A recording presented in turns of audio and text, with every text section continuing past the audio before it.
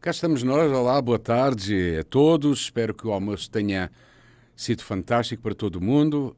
Então vamos lá, para fazer a digestão. Cá estamos novamente para continuar a programação desta sexta edição da Escola de Pesquisadores do Campus USP de São Carlos, desta vez, e começando da melhor forma este período da tarde, com uma convidada muito especial.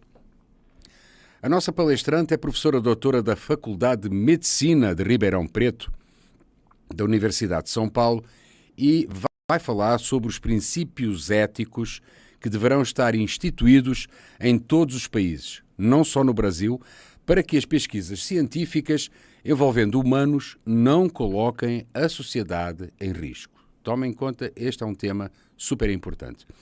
Em sua apresentação, a nossa convidada vai discutir alguns aspectos norteadores da ética em pesquisa, envolvendo seres humanos, conforme as normas éticas vigentes no contexto brasileiro e que também estão em sintonia com as boas práticas de pesquisa no cenário internacional.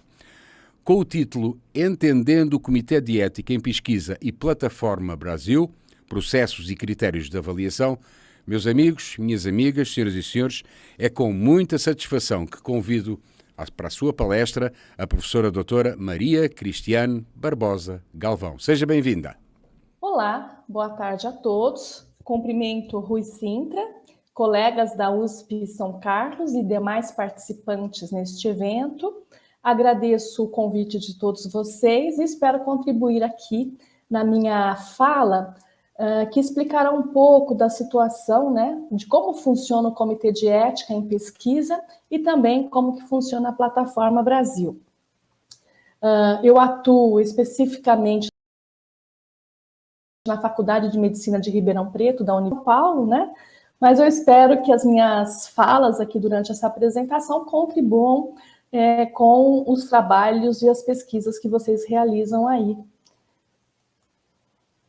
Então, a minha apresentação, ela vai explicar o que é o CEP, como que o CEP ele é composto, o que faz o CEP, como trabalha o CEP, quais critérios ele utiliza na avaliação das pesquisas e quais são os resultados possíveis, né, após uma avaliação. Então, especificamente, eu vou falar do Comitê de Ética em Pesquisa com Seres Humanos, né? Existem comitês de ética em pesquisa com animais também, né? Mas o meu foco aqui será em seres humanos. Então, o que é o CEP? Então, comitê. O que é um comitê? Então, é um conjunto de pessoas. Dentro do CEP, nós vamos ter cientistas, vamos ter representantes da sociedade, vamos ter pessoas com diferentes formações, né? Vamos ter educadores, profissionais de saúde, vamos ter advogados, vamos ter representante da população e assim por diante, né? Então, o CEP se caracteriza por ser um conjunto de pessoas que vai trabalhar, avaliar os projetos em sua dimensão ética. A ética, ela não é uma coisa estática, né? A ética está ligada aos princípios da sociedade, das culturas. Então, essa avaliação ética, ela exige aí esse olhar interdisciplinar, multidisciplinar, para que um projeto de pesquisa seja avaliado por múltiplos olhares. Quando nós nos referimos à pesquisa, né, seriam pesquisas de caráter científico e com seres humanos, né? Existem pesquisas que não precisam envolver seres humanos e, portanto, não precisam aqui de uma avaliação ética. Então, no contexto brasileiro, nós temos comitês de ética que funcionam de forma semelhante em todo o Brasil. Esse comitê, ele é gerido pelas diretrizes éticas brasileiras, e todas essas diretrizes, elas estão na Plataforma Brasil. Então, quando nós acessamos a Plataforma Brasil, eu vou voltar na Plataforma Brasil ao longo da minha apresentação em vários momentos, nós vamos ter aqui, ó, resoluções e normativas, né? Então, tudo que o CEP faz segue essas resoluções e normativas. Então, aqui temos resoluções e normativas, temos pesquisas que estão sendo realizadas, né, pesquisas aprovadas, contato do CEP, enfim, temos na plataforma Brasil um conjunto de ferramentas que nós podemos usar e usamos durante a construção da pesquisa com seres humanos e também durante a avaliação das pesquisas com seres humanos. Então, entrando aqui na aba de resoluções normativas, nós vamos observar que tem um conjunto de resoluções, né? Essas resoluções elas estão em constante atualização. Toda vez que surge uma questão social, uma questão tecnológica, surge uma resolução que vai dar as diretrizes para que os CEPs façam a avaliação segundo novas ordens, né, segundo novas perspectivas. E aqui eu destaco para vocês duas resoluções. A resolução 466, de 2012, que é uma resolução com um pouco mais de foco na área das tecnologias, das ciências exatas e da saúde. E uma resolução mais recente, que é a 510 de 2016, que é mais dedicada às ciências humanas e sociais. Tá? Então, dependendo do meu projeto de pesquisa, eu vou me guiar mais pela resolução 466 e, dependendo do meu projeto de pesquisa, eu vou me guiar pela resolução 510. É importante esclarecer que eu posso estar dentro do contexto da saúde e fazer uma pesquisa de abordagem de ciências humanas e sociais, né? Assim como eu posso estar dentro das ciências humanas e sociais e fazer uma pesquisa mais voltada para tecnologia e para a saúde, tá? Então, é preciso conhecer as resoluções para ver em qual delas a nossa pesquisa se encaixa melhor. Tudo que o CEP faz está ligado a essas resoluções, né? Então, nós não tomamos, assim, decisões arbitrárias. Nós tentamos analisar os projetos, fazemos essa discussão multidisciplinar, mas, assim, a nossa ação se pauta nas resoluções existentes aí no território brasileiro. Aqui no final dessa página, né, aqui fala, né, a consonância com o Código de Nuremberg, né, Declaração Universal dos Direitos Humanos. Isso eu queria destacar para vocês que as resoluções éticas brasileiras, quando envolve pesquisa com seres humanos e animais, elas seguem as diretrizes internacionais de boas práticas éticas em pesquisa, né? Então, não é uma coisa do Brasil, é uma coisa internacional, um movimento internacional de garantir, né, o respeito e a dignidade aos seres humanos em processos de pesquisa. Professora, tudo que eu vou fazer em termos de pesquisa com seres humanos exige uma avaliação ética? A resposta é não, né? Na resolução de 510, ela já esclarece para nós que tem um conjunto de pesquisas que eu não preciso submeter ao CEP-CONEP. Então, a pesquisa de opinião pública com participantes não identificados, ela não precisa de uma avaliação ética. Pesquisa que utiliza informações de acesso público também não precisa de avaliação ética. Pesquisa que utiliza informações de domínio público não precisa de avaliação ética. Pesquisa censitária não precisa de avaliação ética. Pesquisa com dados, né, com informações agregadas, sem identificação individual das pessoas, não precisa de avaliação ética, né? Revisão de literatura não precisa de avaliação ética. Então, é importante que se conheça quais pesquisas carecem de uma análise ética e quais pesquisas não precisam de uma avaliação ética, né? Então, por exemplo, eu quero saber se o público gosta ou não de um aplicativo, ou de uma novela, ou gostaria de usar ou não uma tecnologia X. Se essa pesquisa for anônima, as pessoas não precisarem se identificar, dar seu telefone, seu e-mail, dizer onde moram, se for uma pesquisa totalmente anônima, cai no item 1, pesquisa de opinião pública com participantes não identificados. Logo, não precisa de avaliação ética. Então, voltando aqui um pouquinho, né? Comitê de Ética em Pesquisa com Seres Humanos. Né? Então, por que esse foco nos seres humanos?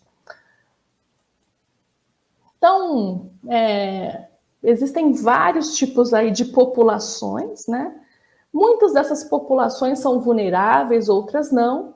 Mas o CEP, né, o Comitê de Ética em Pesquisa com Seres Humanos, ele tem um olhar muito especial para saber se o participante da pesquisa não estará em situação vulnerável. Especialmente quando são menores envolvidos, né, menores de 18 anos, maiores de 60 anos, pessoas com alguma limitação cognitiva.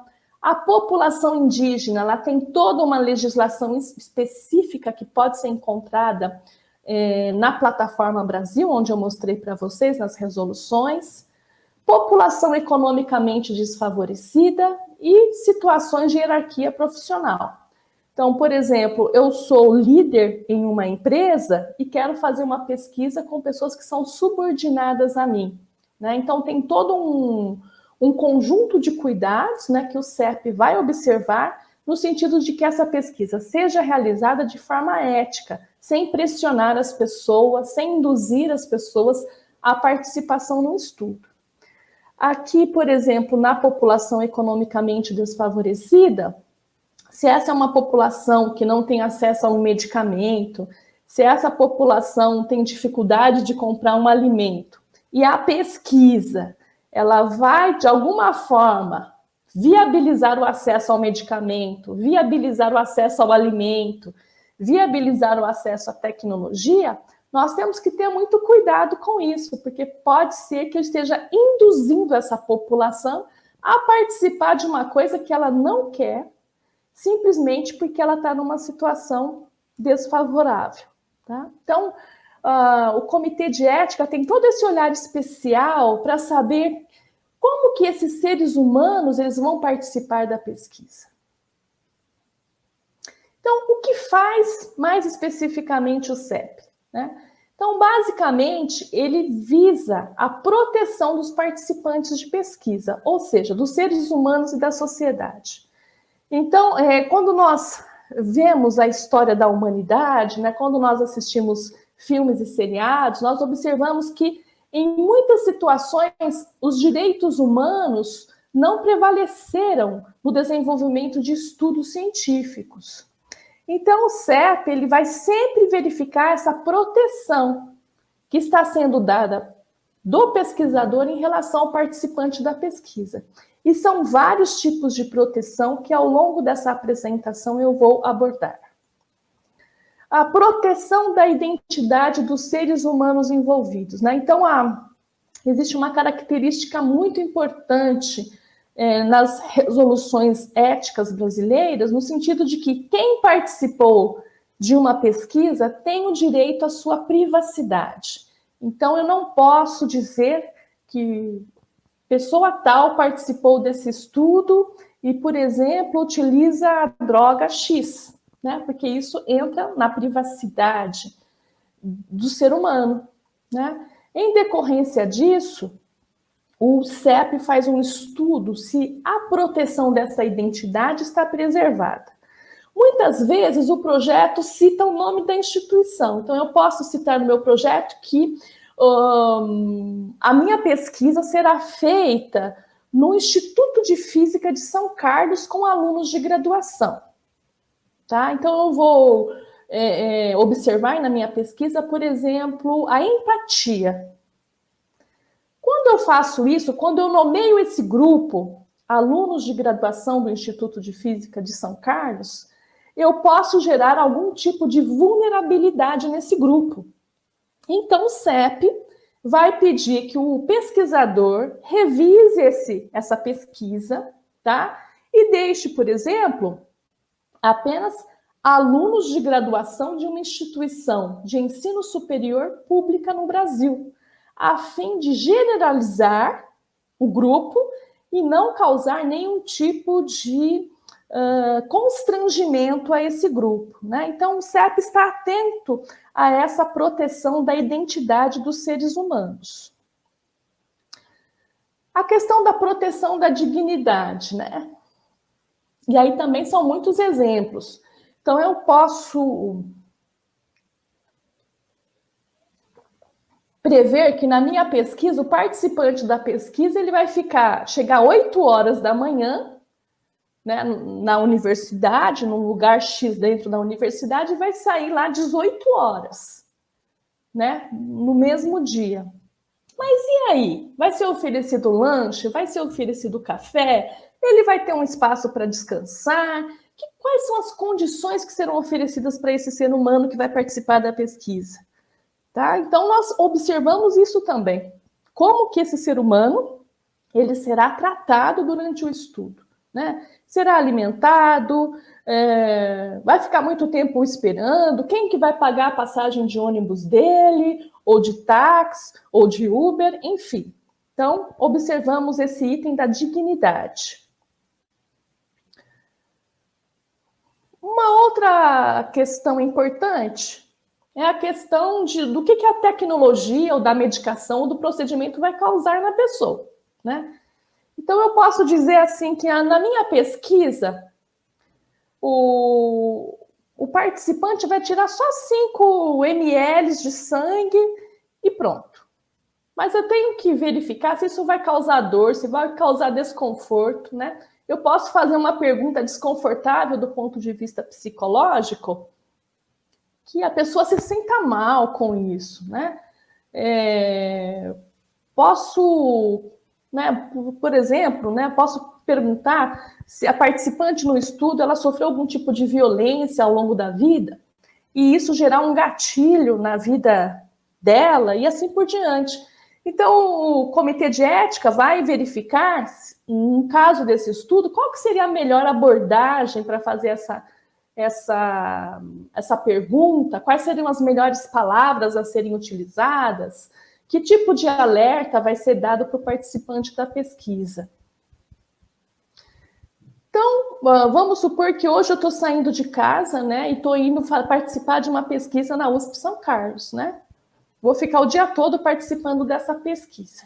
E aí o CEP vai observar se o estudo dá algum tipo de garantia de assistência a algum problema que venha acontecer com a pesquisa. Então, desde o momento que a pessoa saiu de casa para ir participar de um estudo e depois participou do estudo e vai até a casa, vai retornar à sua casa, é preciso que tenham-se garantias que em caso de acidente, caso alguma coisa dê errado durante o estudo, esse participante ele vai ter assistência devida, né? E o CEP novamente vai fazer essa avaliação. Garantia de que os seres humanos não serão enganados ou ludibriados para participarem da pesquisa, né? Então, a gente pode lançar aqui: venham participar de uma pesquisa na Faculdade de Medicina de Ribeirão Preto, da Universidade de São Paulo, a melhor faculdade de medicina da região, né? Você terá um ótimo atendimento.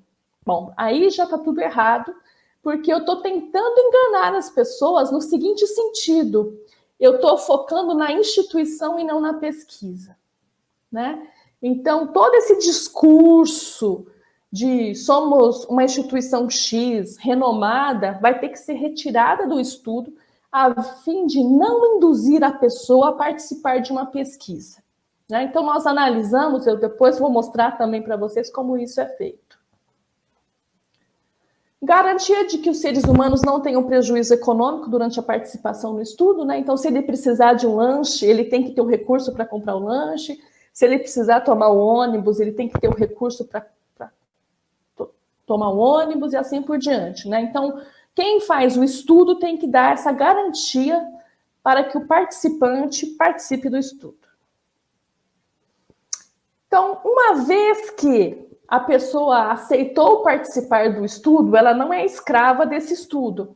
ela pode desistir a qualquer momento. E isso precisa ser informado para o participante da pesquisa, né? Você pode desistir dessa pesquisa a qualquer momento, mesmo depois que o dado tenha sido coletado, né? Então, vamos supor que ele participou do estudo e depois, 6 meses depois, ele quer que o nome dele seja retirado do estudo, os dados dele sejam retirados no estudo, então ele tem esse direito e o CEP novamente vai verificar se essa garantia está sendo dada para o participante. O participante, ele tem o direito de ter acesso às informações da pesquisa durante e após o seu término, por tempo determinado ou indeterminado, né? Então, se eu disse que vou fazer um estudo, eu acabei esse estudo, pode ser que daqui 5 anos alguém venha buscar, né, o resultado dessa pesquisa e eu tenho que fornecer esse resultado para o participante da pesquisa. Bom, então isso foi mais ou menos aí, né, o que faz o CEP, né? Então a gente busca fazer toda essa análise da pesquisa, das condições, da dignidade, dos recursos, da humanidade dos processos envolvidos na pesquisa, tá? E eu digo, estou falando aqui nós fazemos, né? Eu esqueci de falar um pouquinho, que eu atuo no Comitê de Ética em Pesquisa com Seres Humanos aqui da nossa Faculdade de Medicina de Ribeirão Preto, da Universidade de São Paulo, já há alguns anos, né? Então, essa minha fala, ela se traduz um pouco dessa experiência também de participação no Comitê de Ética. Então, como trabalha o CEP agora? Então, o primeiro passo começa com o pesquisador, né? O pesquisador submete o projeto na plataforma Brasil. Então, aqui, vejam vocês, aqui é o meu login, né? mgalvão@usp.br, aqui eu tenho a minha senha. Então, eu venho aqui, faço o login no sistema. E aqui tem, quando a gente abre a plataforma Brasil, tem várias opções. Uma delas é de pesquisador, né? Então, eu, como pesquisadora, vou fazer uma nova submissão. Então, coloco o título do projeto, pesquisador responsável, vou preenchendo, né, todos os itens que a plataforma exige. E aí, uma vez que você inseriu o seu projeto na plataforma Brasil, os relatores do CEP, né, que são aquelas pessoas que integram o comitê, vão avaliar esse projeto. Quantos relatores, professora? Um só. O seu projeto vai ser encaminhado a um dos relatores do CEP e esse relator vai fazer a análise do seu projeto, certo? Então, aqui, por exemplo, é a minha visão de relatora, né? Então, um projeto tal encontra-se em relatoria, significa que chegou até aqui a minha aba de avaliadora, né? De relatora do processo. Então, uma vez que chegou aqui, o pesquisador submeteu na plataforma Brasil, o CEP viu que a documentação básica está ok, ele vai encaminhar para um relator. Aí, o relator, ao abrir aqui a sua aba de relatoria, vão estar os projetos a serem avaliados, né? Aqui em relatoria, e vai fazer, então, esta análise ética do projeto. Né? Então, são conjunto de documentos que precisam ser preenchidos, né? As informações básicas do projeto, que é um resumão do projeto, que você vai preenchendo campo por campo e esse documento se gera quase de forma automática após o preenchimento, o projeto de pesquisa em si, termo de consentimento livre esclarecido, orçamento, declaração dos pesquisadores. Se tiver patrocinador, vai ter um documento do patrocinador e autorização da instituição, tá? Então, vejam vocês que é um conjunto de documentos que precisam ser inseridos na plataforma Brasil. Daqui eu destaco as informações básicas do projeto, que precisam ser bem preenchidas, tá? O projeto detalhado, que precisa estar em harmonia com essas informações básicas do projeto, ou seja, tudo que tem no projeto tem que estar aqui e vice-versa. O termo de consentimento livre e esclarecido e o orçamento detalhado e autorização para a realização do estudo. Então, se eu for fazer um estudo aí em São Carlos, no Instituto de Física, eu tenho que ter autorização da instituição para fazer. Eu não posso, assim, invadir o Instituto de Física para fazer um estudo. Da mesma forma, se vocês quiserem vir aqui em Ribeirão Preto fazer um estudo na FMRP, vocês precisarão de uma autorização da instituição, tá? Que pode variar. Se for com alunos, é uma autoridade que vai autorizar. Se for dentro do hospital, será outra autoridade, né? Então, geralmente, a depender do projeto, essa autorização de realização pode variar, né? De projeto para projeto. Então, perfeito. Fiz o meu projeto, submeti na plataforma Brasil. Agora, como que o seu projeto será avaliado? Tá? Então, eu vou passar agora tópico por tópico, mais detalhadamente, para vocês entenderem tudo que vai ser avaliado. Primeiro aspecto, equipe e garantia de autoria. Então, aqui eu estou trazendo um exemplo real do projeto A Competência Informacional dos Graduandos de Terapia Ocupacional no Contexto Brasileiro. Então, tem 3 autores aqui. Gabriela Rezende, Maria Cristiane Barbosa Galvão e Isabela Calandrin, tá? Então, nós vamos verificar no CEP se essas pessoas aqui realmente têm conexão com esse tema. Né? Então, no caso, a Gabriela Rezende, ela é uma doutora em terapia ocupacional. A Cristiane Galvão, ela é uma especialista em informação, tá? Então, ela entende de competência informacional. Tá? E a Isabela Calandrin é uma aluna de graduação. Então, precisa ter uma conexão entre o tema e a equipe de pesquisa.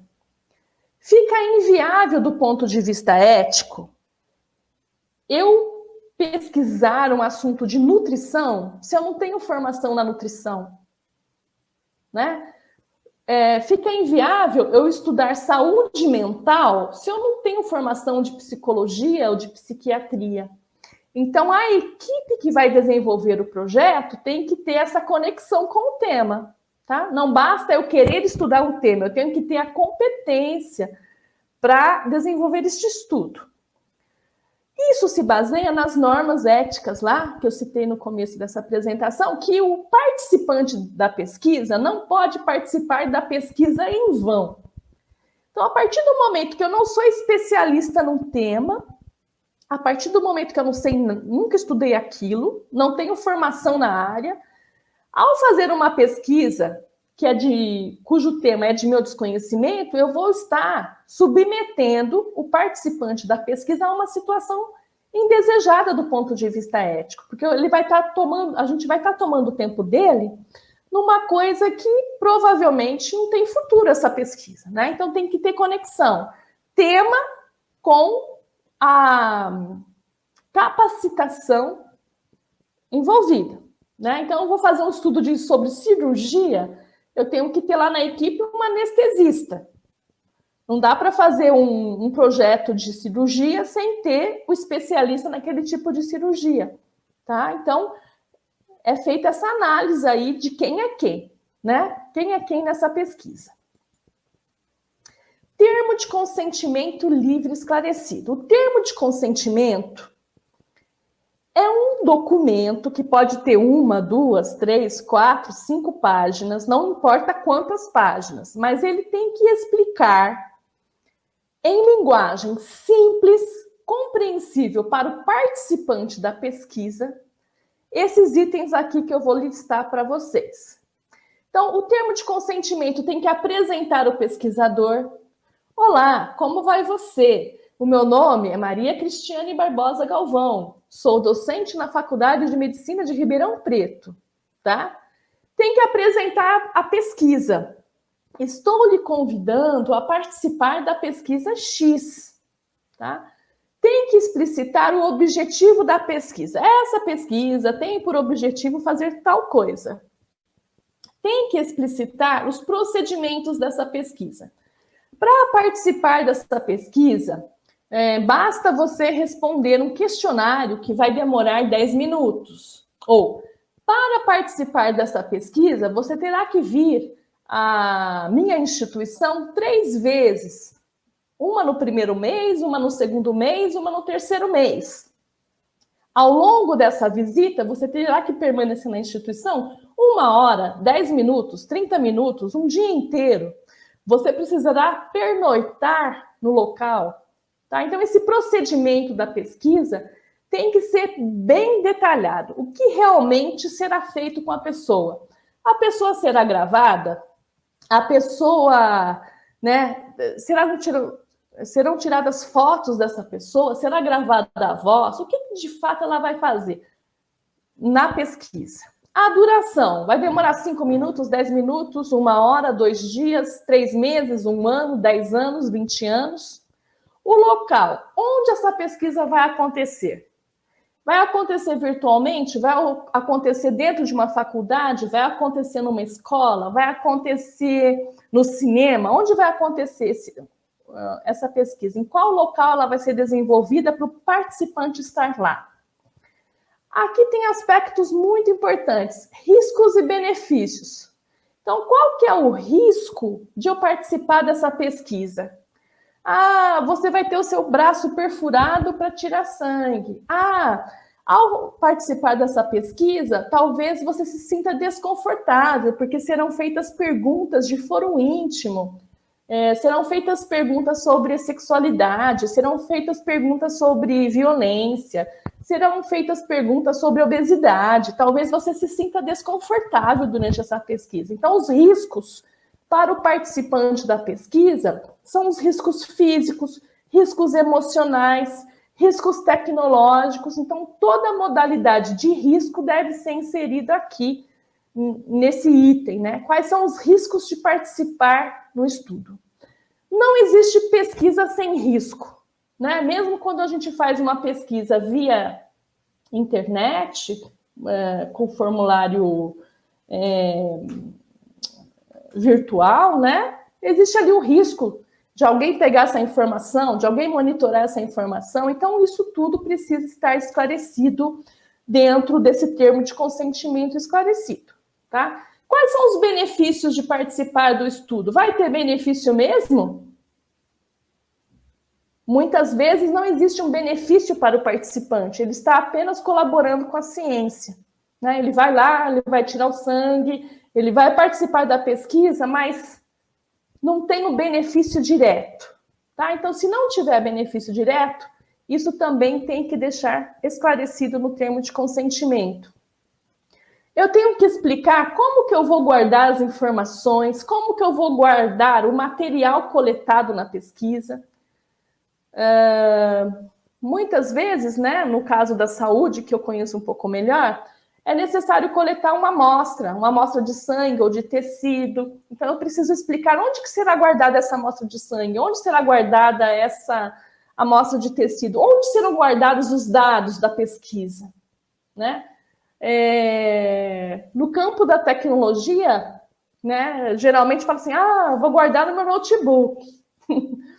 Isso não é suficiente, tá? Você tem que guardar, geralmente, num servidor institucional que tenha segurança, né, que possa garantir o próximo item, que é o sigilo e a privacidade dessas informações, né? Então, você tem que garantir, nesse termo de consentimento livre, esclarecido, que a identidade do participante não será revelada durante a pesquisa. Em alguns casos de ciências humanas, né, com pessoas renomadas, famosas, essa questão do sigilo pode não acontecer na pesquisa, né? Então, vou estudar, por exemplo, a vida dos descendentes de Glauber Rocha. Então, talvez eu tenha que citar o nome dessas pessoas. Neste caso, você vai ter que explicar para o comitê de ética por que esse sigilo e essa privacidade não vai ser garantida.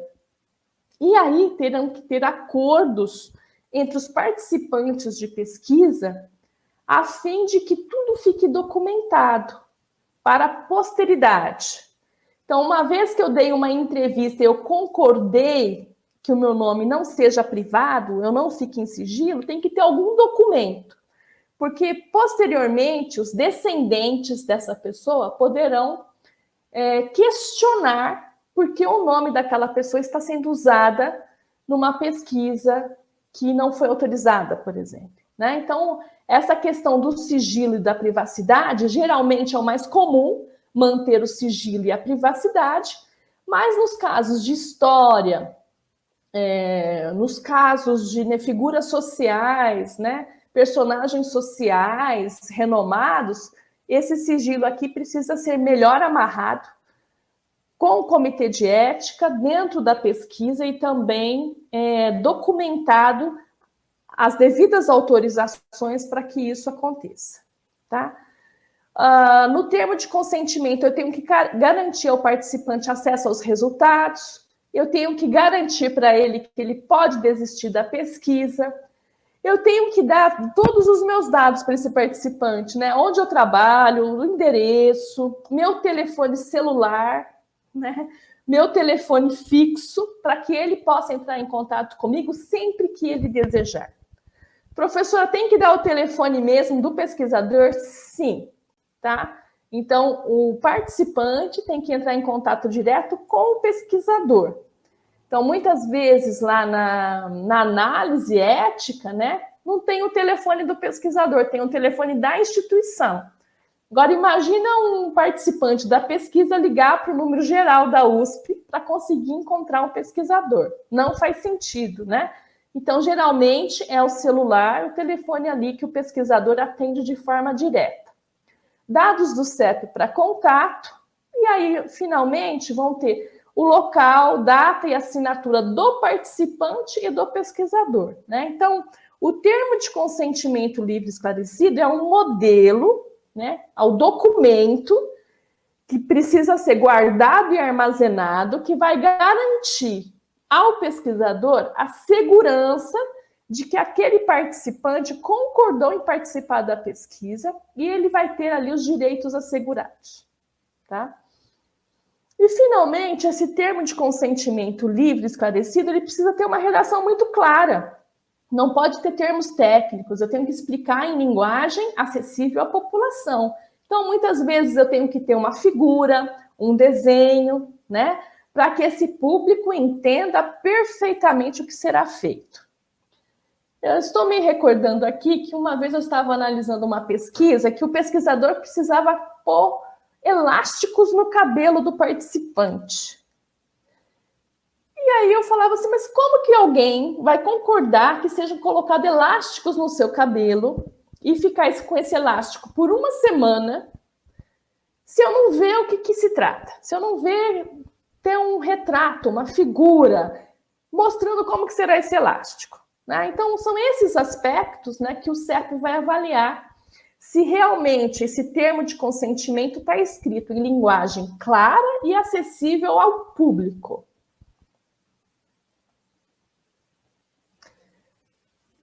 Então, um dos aspectos a serem considerados nessa avaliação, né, são os riscos e benefícios que devem aparecer aqui no termo de consentimento livre esclarecido. Tá? Tudo isso aqui também, gente, tem que estar lá dentro do projeto que foi elaborado, né? Não só no termo. Mas especificamente no termo de consentimento livre esclarecido, se não tiver essas informações em linguagem, redação clara e acessível ao público, o projeto não será aprovado, né? Dentro do projeto vai ter riscos e benefícios, vão ter os objetivos, vão ter os procedimentos que eu vou passar item por item. Então, riscos e benefícios, tá? Tem que ter no termo de consentimento e dentro do projeto. Então, eu trouxe um exemplo para ilustrar. Por se tratar de um estudo baseado na aplicação de questionário de pesquisa, o risco potencial ou eventual restringe-se a possível mal-estar emocional que o participante possa sentir durante o preenchimento do questionário, em decorrência de potenciais facilidades e dificuldades que tenha passado na vida acadêmica. Caso o participante tenha algum tipo de desconforto emocional, a equipe do projeto fica disponível para conversar até que ele se sinta melhor. Então, isso aqui, gente, são os riscos, né? A pessoa vai responder um questionário online, mas ela pode se sentir mal. Se ela se sentir mal, o pesquisador fica disponível ali no celular para conversar com ela a qualquer momento. Riscos, né? E benefícios. Não haverá benefício direto ao participante, tá? Então, de forma clara. Se você quiser participar dessa pesquisa, não existe um benefício direto para você. Certo? Então, riscos e benefícios. É um dos itens fundamentais para a aprovação do projeto. Cronograma. Professora, mas cronograma é avaliado pelo Comitê de Ética? Sim, é avaliado pelo Comitê de Ética. Porque o Comitê de Ética não aprova nenhuma pesquisa que já tenha começado. Tá? Então, se eu colocar aqui, levantamento bibliográfico, recrutamento dos participantes, primeiro semestre de 2023, e o projeto ainda não foi aprovado pelo CEP, né? Se eu colocar recrutamento dos participantes, primeiro semestre de 2023, e esse projeto não foi avaliado ainda, tá? Ele será reprovado, porque subentende-se que se está marcado recrutamento dos participantes primeiro semestre de 2023, significa que já estão sendo recrutados os participantes. E a pesquisa não pode começar antes da aprovação ética, tá? Então, todas as pesquisas que envolvam seres humanos devem começar após a aprovação ética do projeto. Então, na hora de preencher lá os dados na plataforma Brasil, muitas pessoas erram e colocam um cronograma fictício e provavelmente vão ficar em pendência. Então, dentro do projeto, a nossa sugestão é que tenha assim, ó, semestre 1, semestre 2, semestre 3 da pesquisa, né? Então, no primeiro semestre, vou fazer levantamento bibliográfico. Ok. Levantamento bibliográfico não precisa de aprovação ética. Vou submeter o projeto no CEP. Ok, pode submeter. Mas recrutamento dos participantes só após aprovação ética. Vejam vocês, né? O recrutamento só começa após a aprovação ética. Então, a depender de como você faz o cronograma, a sua pesquisa já vai ficar em pendência, porque nós só vamos avaliar o projeto se ele não tiver começado. Se ele começou, não será mais avaliado pelo Comitê de Ética. Um aspecto importante aqui que é a metodologia. Tá? A metodologia, baseado nas informações que eu já passei para vocês, a gente não pode submeter o ser humano a ações inúteis de pesquisa. Então, a metodologia precisa estar bem esmiuçada. Né? Então, eu preciso dizer, por exemplo, quais são os instrumentos que eu vou usar para coletar os dados.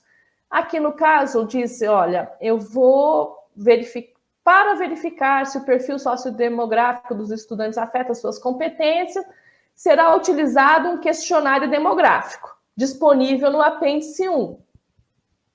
Tá? Então, para dados demográficos, eu vou usar esse questionário do apêndice 1.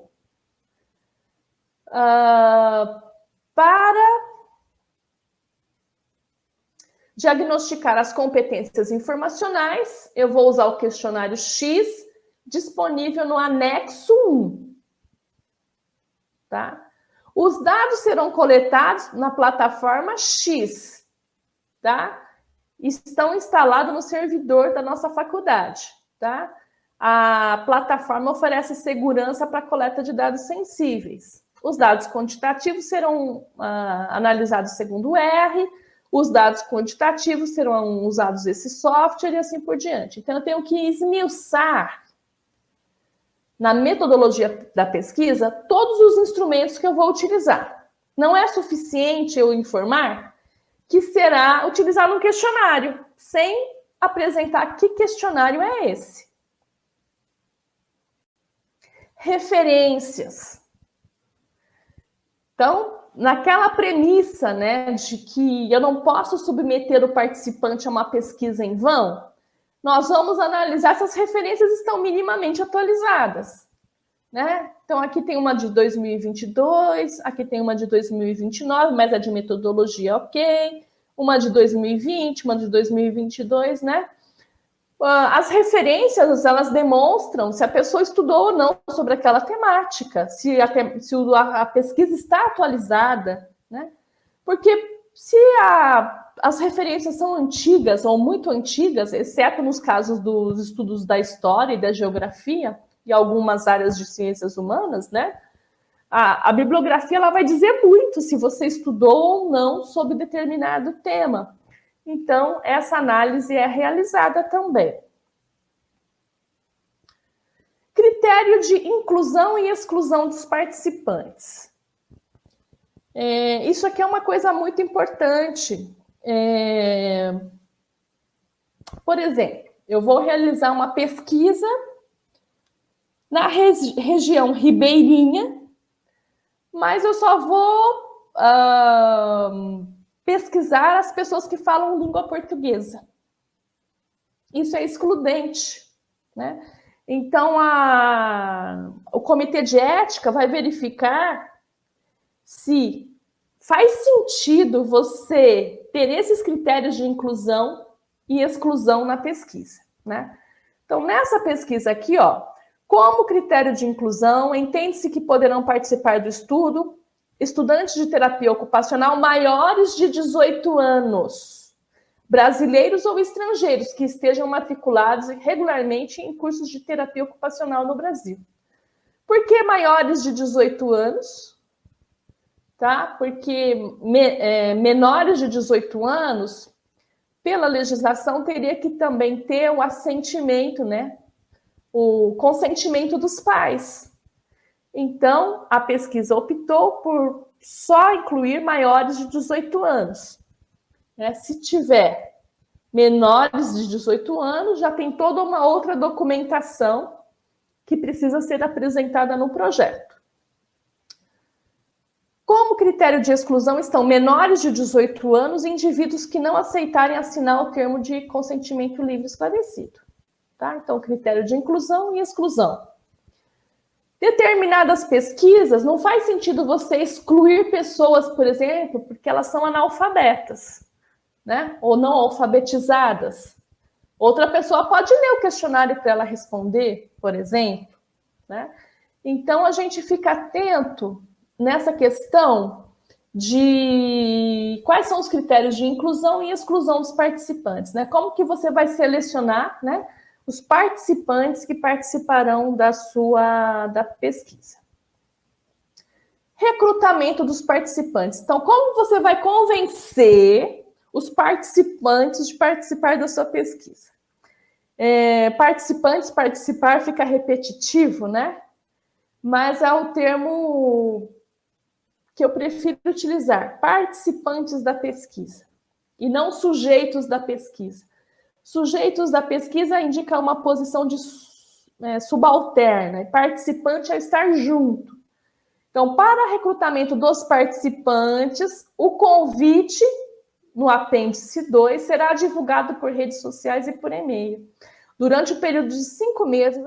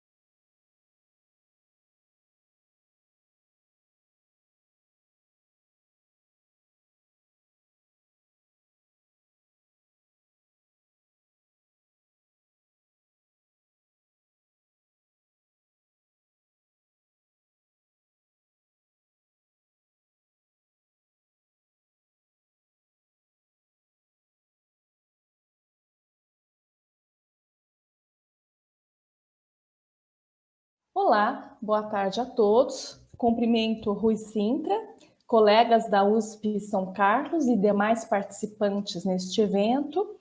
Agradeço o convite de todos vocês e onde eles estarão, qual é o local que eles estarão. No caso, aqui é um cenário virtual. Tenho que demonstrar onde os dados e materiais serão guardados, quem será o responsável pela guarda e por quanto tempo. Então, eu digo para você, os seus dados serão guardados por 5 anos. Pode ser que lá no último dia dos 5 anos, a pessoa te procure querendo acesso aos materiais que ela participou da sua pesquisa, né? E você tem que ter essas informações, você tem que ter a amostra do tecido, você tem que ter o sangue, você tem que ter os dados, tem que ter o filme, tem que ter a fotografia que você disse que iria guardar por 5 anos. As razões para os participantes quererem ter acesso a esses materiais variam da mais variada ordem, tá? Desde por questões jurídicas, questões familiares, questões de DNA, questões de prova jurídica, né? Ele pode querer ter acesso a esses dados no futuro. Olá, boa tarde a todos. Cumprimento Rui Sintra, colegas da USP São Carlos e demais participantes neste evento. Agradeço.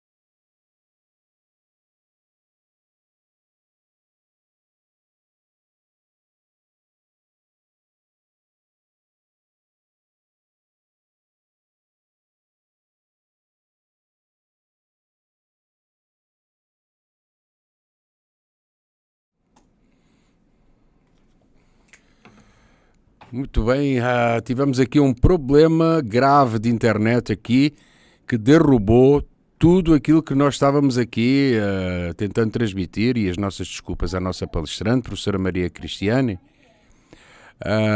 Eu acho que a professora está me ouvindo, certo? Sim. Muito bem.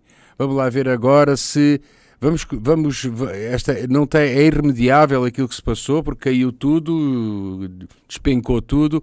Eu colocaria a questão. Olá, boa tarde a todos.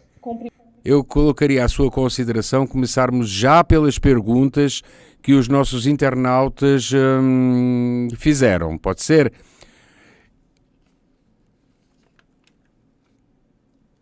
Professora, está me ouvindo? Alô, professora? Sim, eu estou ouvindo. Que bom, que bom. Então, como eu ia falar, houve aqui uma queda de energia que afetou aqui a transmissão que nós estávamos fazendo, e eu vou passar para a senhora algumas das questões que foram colocadas no chat e que têm a ver com tudo aquilo que a senhora falou até quase ao final da sua palestra. Então, neste caso, o Romário Lins, que ele é da Univasp, ele pergunta o seguinte. Aliás, ele afirma e depois faz a pergunta. Ele diz que quer pesquisar os chans, que são fóruns na internet onde os participantes são anónimos, mas sempre dizem que isso não passará no Comitê de Ética. É verdade?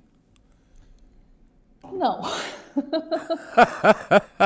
Não, porque assim, o Comitê de Ética, ele não é um entrave à realização de pesquisas, né? O Comitê de Ética, ele vai analisar se o estudo é viável do ponto de vista ético, se ele vai trazer benefícios para a sociedade ou não.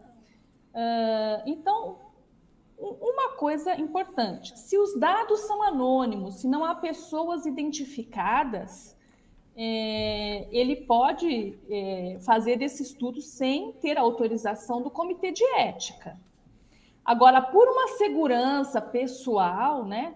Se ele quiser ter uma segurança pessoal, ele pode consultar o CEP mais próximo da casa dele ou da faculdade dele, para pedir uma análise da situação, se precisa realmente a análise ética ou se poderá haver a dispensa ética, né?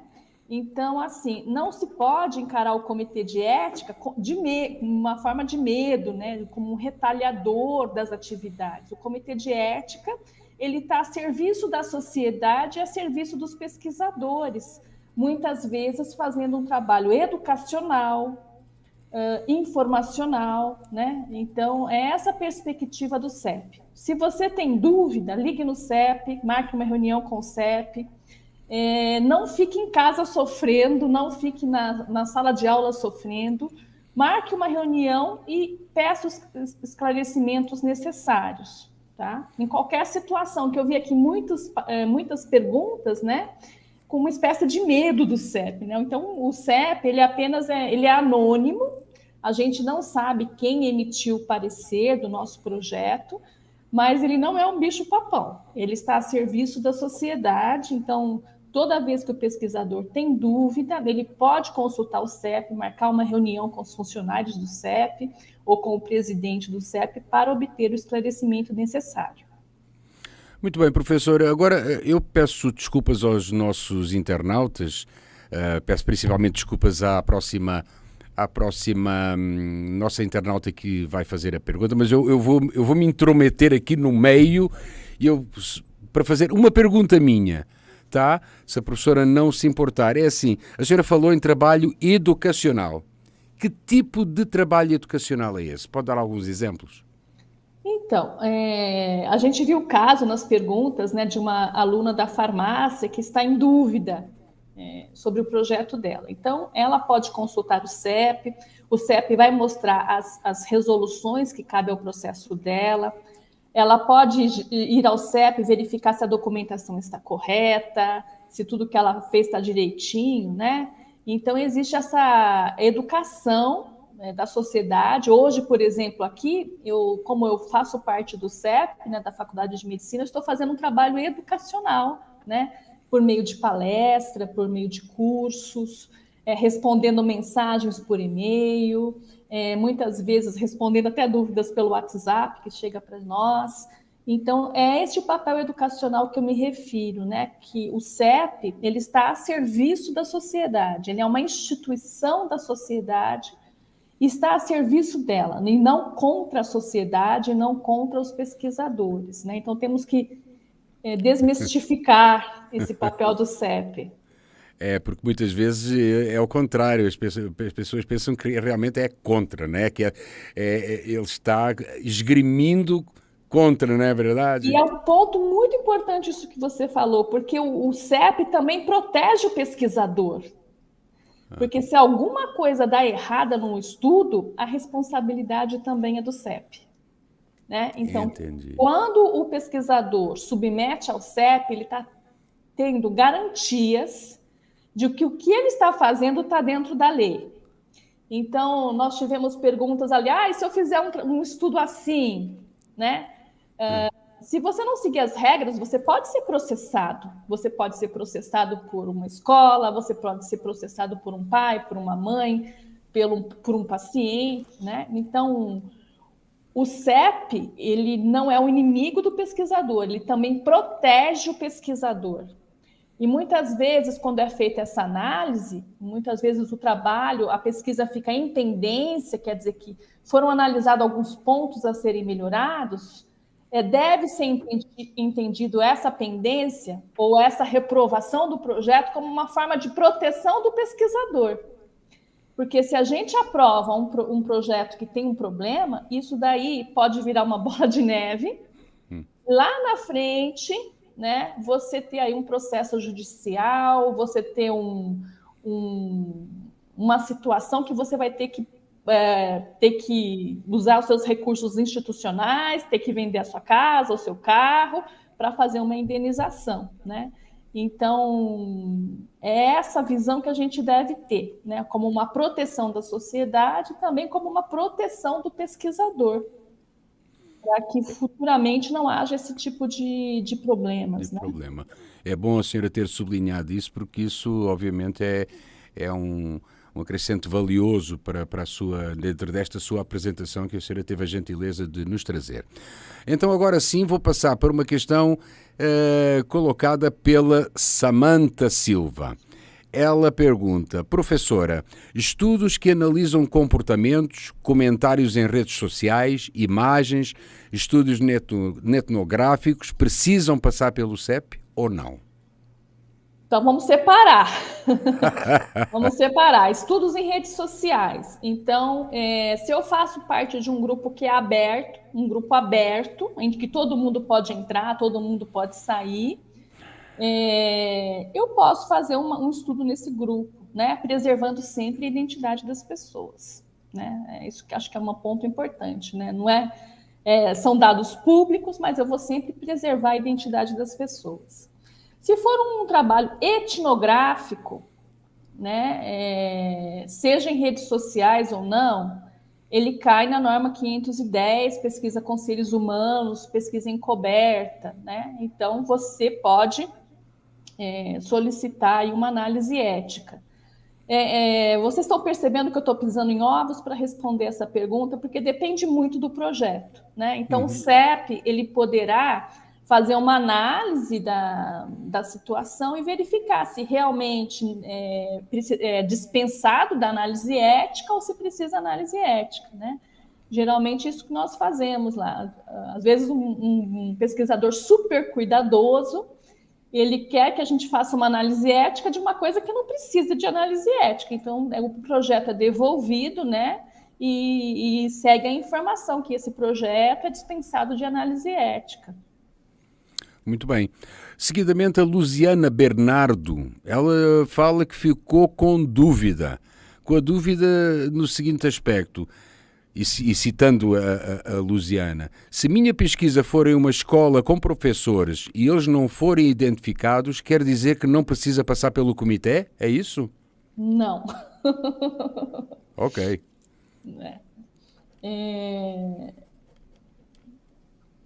O que eu disse que pesquisas de opinião sobre produtos, serviços e processos. Então, se você quiser fazer uma pesquisa com os pais das crianças, se a escola é boa ou ruim, uma pesquisa de opinião. Essa escola é boa ou ruim? Essa escola é cara? Essa escola atende às necessidades do seu filho? Uma pesquisa de opinião sobre a escola. Não precisa de uma avaliação ética, tá? Cai na norma 510. Se eu for fazer uma pesquisa com os professores, tá? Sim, dos professores sobre a percepção deles, né? Provavelmente vai precisar de uma análise ética. E vai precisar de uma análise ética por quê? Porque nessa posição de professor, na posição de empregado da instituição, ele está vulnerável. Então, se eu criticar a instituição, será que eu vou ser reprovado? Será que eu vou ser demitido? Né? Então, muito provavelmente, a depender dessa pesquisa com professores, será necessária uma análise ética. Tá? Não vai precisar de análise ética, pesquisa de opinião. Né? A cor do muro da escola é bonita? O jardim da escola tem flores legais? Tudo bem? Não sei se eu esclareci suficientemente. Entendi. Entretanto, o Eric Paiva, que também complementa a pergunta desta nossa internauta, da Luziana, ele diz que pesquisas com intervenções pedagógicas em escolas de educação básica, com avaliação de impactos no processo de ensino-aprendizagem, envolvendo alunos e professores. É necessário passar pelo CEP? O Eric é do Instituto de Biociências da USP. Muito provavelmente será necessário, né? porque aí é uma pesquisa de intervenção, né? Então ele vai inserir um processo, vai verificar se isso é necessário, as pessoas serão submetidas a esse processo, isso vai melhorar ou não o sistema? Provavelmente sim, tá? Muito provavelmente sim, lembrando sempre que é preciso, né, ver o projeto na íntegra, né, para a gente bater o martelo de que precisa ou não precisa. Entendi. Entretanto, o professor Rafael Andrade, ele é da Secretaria de Estado de Educação do Rio de Janeiro, ele pergunta se é importante consultar o COP, Committee of Publications Ethics. Então, são dois momentos importantes, né? Eu agradeço a pergunta, que a gente tem que pensar a ciência como um ciclo, né? Como foi feito aqui, como está sendo feito nesse evento, né? Então, tem um momento da produção da pesquisa, o momento da coleta de dados, análise de dados e depois o processo de divulgação dos resultados para a sociedade, para os pares, né? Então, muitos periódicos científicos, né, eles vão exigir uma análise ética da pesquisa, tá? Por que muitos periódicos e não todos? Porque depende um pouquinho da área. Então, tem áreas que estão focadas mais em produtos e serviços, desenvolvimento de tecnologias, em que a pesquisa de opinião é suficiente, né? Tem áreas que faz mais revisão de literatura, tem áreas que faz mais análise de dados agregados, então não é necessário, não é comum, né, a necessidade de análise ética. Já tem algumas áreas, e aí as áreas, por exemplo, da saúde, algumas áreas das ciências humanas, né, alguém citou a parte da antropologia, da sociologia, vai precisar da análise ética. Então, os periódicos, eles tendem a exigir, né, o certificado de avaliação ética da pesquisa, né? Não são todos os periódicos que exigem, mas alguns deles exigem, né? Então é sempre importante eu verificar se o periódico onde eu vou submeter o estudo, ele demanda isso. Então, vamos supor, eu fiz uma pesquisa de opinião para saber se a cor do muro da escola verde é melhor que azul. Tá? Fiz uma pesquisa de opinião, fiz uma enquete não identificada, anônima. Aí vou publicar esse resultado num periódico qualquer, periódico X. Se o periódico exigir uma análise ética, eu posso consultar o CEP mais próximo da minha residência, né? Explicar o que eu fiz e obter uma análise ética, uma análise da dispensa de avaliação ética desse texto, porque se encaixa em pesquisa que não precisa de avaliação ética. Não sei se eu me fiz entender, né? Mas se eu fizer um estudo pautado na resolução brasileira, um estudo que não precisa de avaliação ética, e depois alguém me exigir que eu tenha feito uma avaliação ética, eu posso procurar o CEP mais próximo da minha casa, mostrar o texto que eu produzi, e o CEP pode emitir um parecer de que aquele estudo realmente não precisa de avaliação ética e está dentro das normas vigentes. Entendi. Professora, o Alan Rommel, ele é mestrando em música no programa de pós-graduação da Universidade Federal do Rio Grande do Norte. E ele fala que a dissertação dele investiga possibilidades e limites éticos do uso do ChatGPT como ferramenta de auxílio à produção científica na área. Como a pesquisa envolve alunos de graduação, um dilema que ele tem é se a intervenção com essa ferramenta pode ou não gerar problemas na construção de uma aprendizagem crítica, criativa dos alunos. Como uma situação dessas poderia ser tratada no Comitê de Ética e quais os cuidados que ele deve ter nesse contexto? Uhum. Então, se eu entendi bem, ele tem um grupo de alunos e ele vai testar o uso da ferramenta, né, o ChatGPT, na pesquisa dele. Então, nós temos que ver como que esses alunos serão submetidos a esse estudo, né? Provavelmente necessitará de uma análise ética, Porque provavelmente você vai estar numa sala de aula, os alunos estarão fechados nessa sala de aula, você dará instruções para os alunos usarem essa ferramenta, eles usarão a ferramenta, depois você provavelmente vai analisar a percepção deles por meio de um roteiro, de um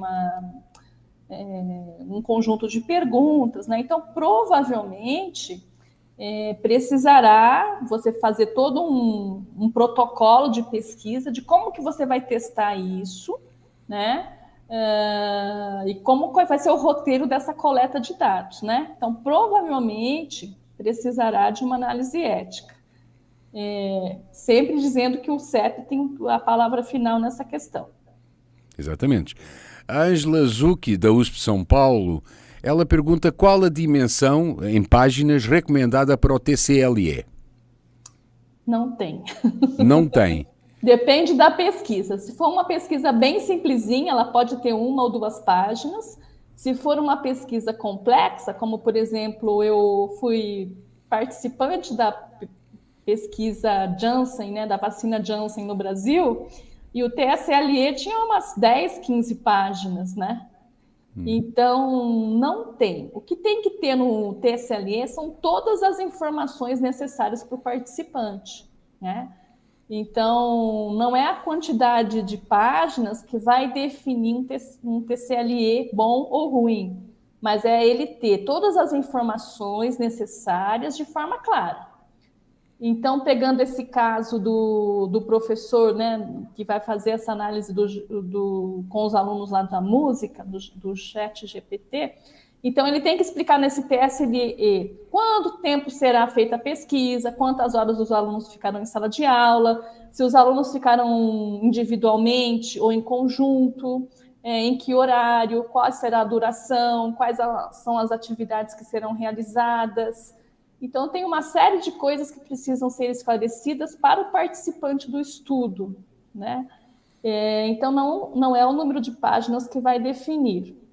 Eu queria fazer um adendo. Sim, claro. Que nós temos também o termo de assentimento, né? Então, as crianças, algumas perguntas foram com foco em crianças, então a criança também tem que aceitar fazer parte do estudo, tá? Então, quando nós temos o participante criança, né, é feito um termo para ele, um termo de assentimento ali, bem resumidinho, às vezes com desenho, né, às vezes com palavras maiores, explicando o que será feito, e a criança tem que dizer sim. Não é suficiente que o pai diga sim, né? Então, os pais têm que concordar e a criança também.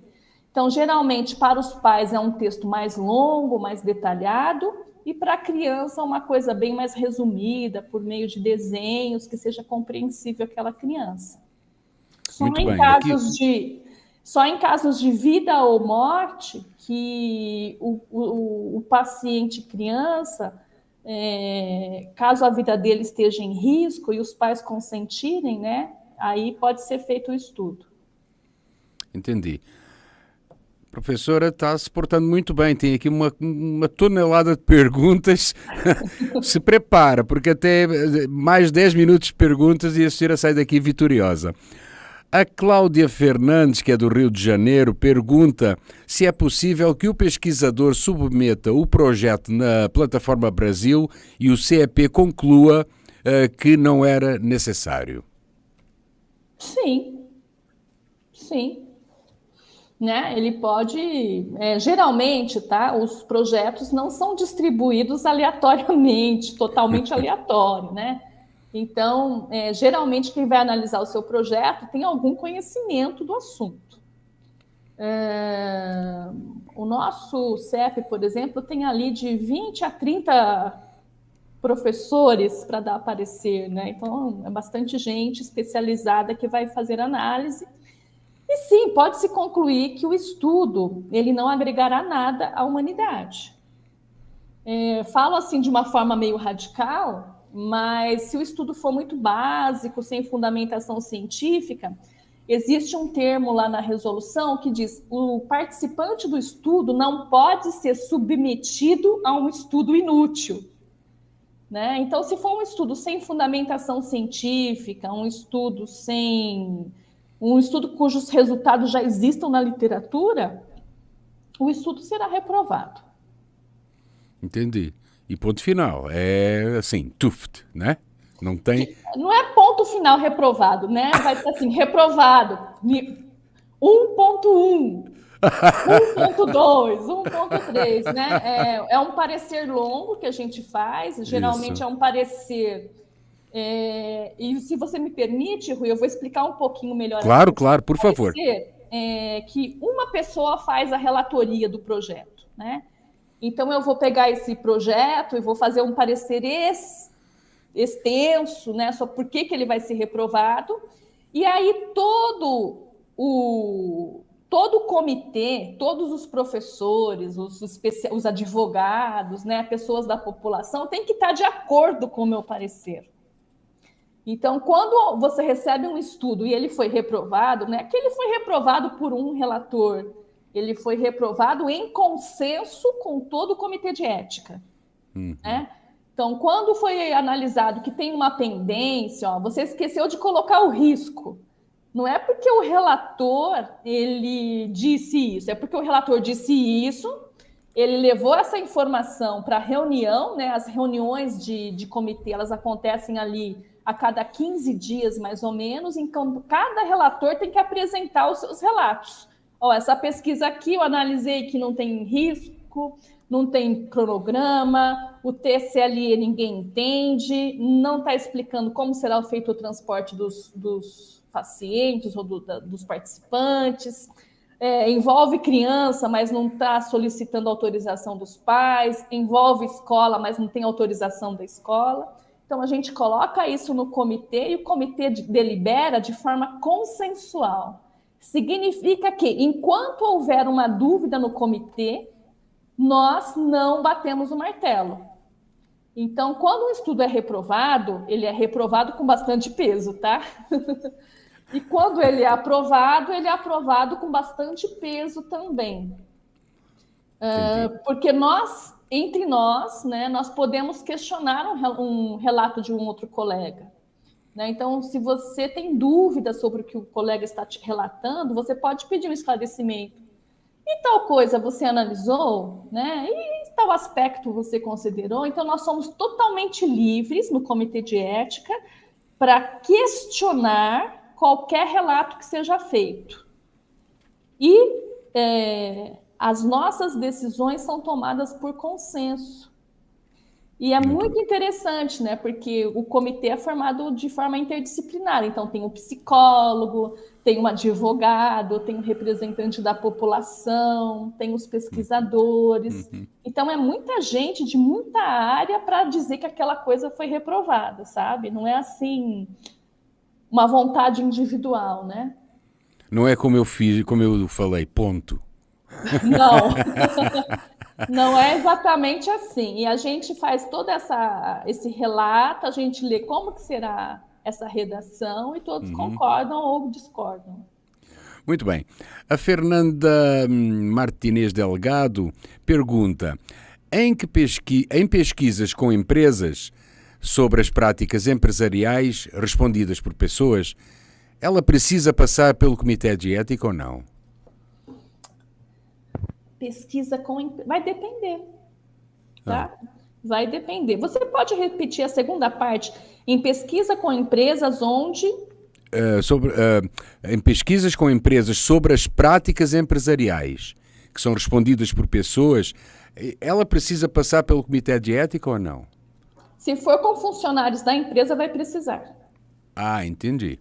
Se for com público externo, por exemplo, você pode perguntar, né? Eu fiz vamos supor que eu peguei um avião, né? E lá no final no aeroporto tem alguém me entrevistando. Você gostou da empresa aérea? Você achou que os procedimentos dele foram legais? Eles te trataram com educação? Né? Então, com o cliente, você pode fazer essa pesquisa de opinião. Já com o funcionário é aquela pessoa vulnerável que pode ser demitida. Então, tem que ter uma série de cuidados para preservar o emprego desse funcionário. Entendi. Entretanto, a Débora Praciliano de Oliveira, que ela é lá da USP, pergunta, na área de ciência dos alimentos, que é a área dela, que é a área de interesse dela, ela está com dificuldade em encaixar o estudo clínico que ela está fazendo na plataforma Brasil, pois a ideia é ver o potencial prebiótico continuado de um alimento e não há essa categoria, apenas o suplemento ou medicamento. Ela pergunta se a senhora tem algum conselho para dar para ela nesse caso. Seja paciente. Seja Ai, paciente. meu Deus. Eu quero também, essa pergunta dela é muito boa.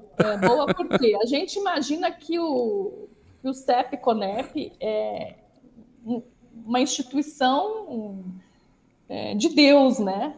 E que o Comitê de Ética também. Mas não é bem assim. Tenta-se prever a maior parte dos estudos possíveis. Mas tem estudos que não se encaixam exatamente nas categorias da plataforma Brasil. Tanto isso é fato que nós tínhamos apenas a norma 416, né? Que focava só na parte mais de saúde e tudo mais, e depois surgiu a norma 510 para contemplar outros tipos de estudo. Então, o CEP e a Plataforma Brasil estão em constante evolução para tentar abarcar o maior número de estudos. E aí, então, chega o caso dessa colega que colocou essa dúvida, que o projeto dela não se encaixa perfeitamente. Então, nesse caso, terá que ser feita adaptações ao preencher a plataforma, né? E essa adaptação, ela terá que conversar com o CEP e verificar o que é melhor para o caso dela.